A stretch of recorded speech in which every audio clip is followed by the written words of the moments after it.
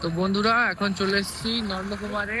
নন্দকুমার মানে তোমরা জানো একটা ঐতিহাসিক স্পট, এখানকার জায়গা, এখানকার স্মৃতি নতুন করে আর বলতে হবে না। আর নন্দকুমার মানে পূর্ব মেদিনীপুর।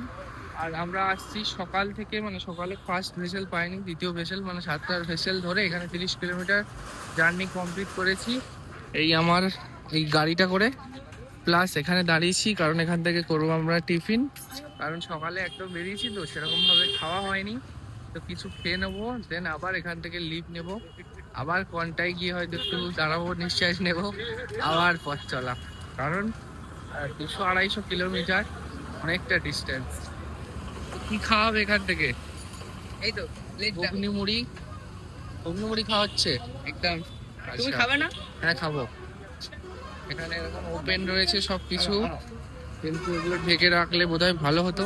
যদি পানি যাচ্ছে, কিন্তু সবাই এখানে এরকম করেই খায়, তো আমরাও আজকের এখান থেকে এরকম করেই খাবো।